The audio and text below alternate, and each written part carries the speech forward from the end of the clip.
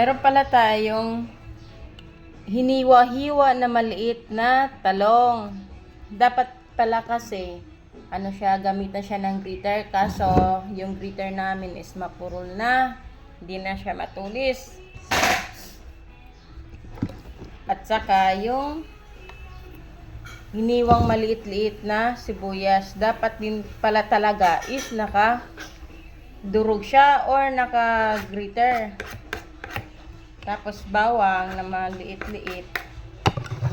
Tapos dalawang itlog. Ihalo lang natin. 3 talong pala to na maliit-liit. Tapos dalawang itlog.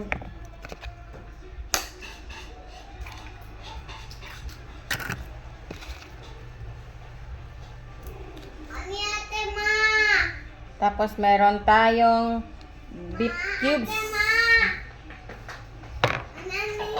Siyempre, hindi ito matutunaw dito. So, may ginagawa ako, Hana. Hanapin mo nga. Off mo na yan, tapos laruan ito. Ano na yan. Ito nga. Pasaway na ito, Hana na to. Hatiin lang natin. Tapos, lagyan ng konting asin. Konti lang naman siya. Ayan, magugas muna tayo.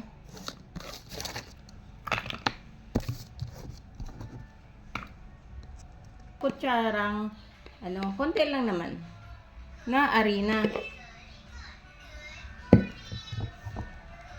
Ito na nga yung talong. Hiwain lang na. Mimix lang pala natin. Dapat kasi talaga naka-grind siya or naka-grater siya. Since wala tayong food processor at saka yung grater. Hindi na din matulis. Kaya ayan. I-try lang natin to. Tingnan natin.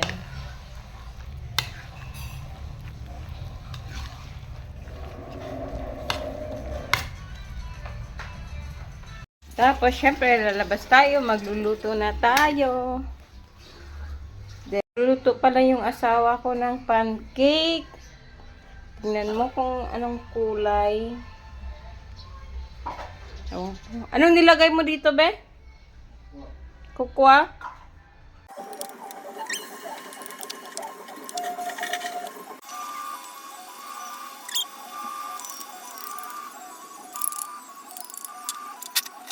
The same pan, tinanggalan lang natin ng oil. Siyempre, lalagay na natin yung sibuyas.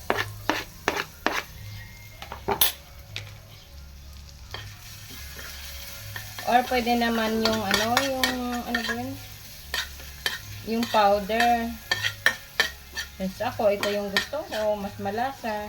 Yung iba pala hindi na naglalagay nito Ako lang. Kasi parang ito yung gusto kong lasa. Yung natirang kanina, yung beef cubes, naglagay ako ng harina. Makuha natin yung, tapos konting oil. Tubig pala, sorry.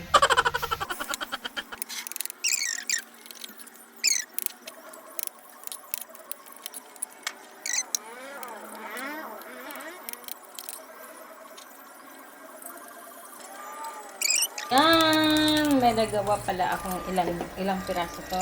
Sa 2, 3, 4, 5, 6, 7, 8, 7 patis. Ayan, sis, luto na rin ang ating ayan. Siyempre, lalagay na natin yung gravy.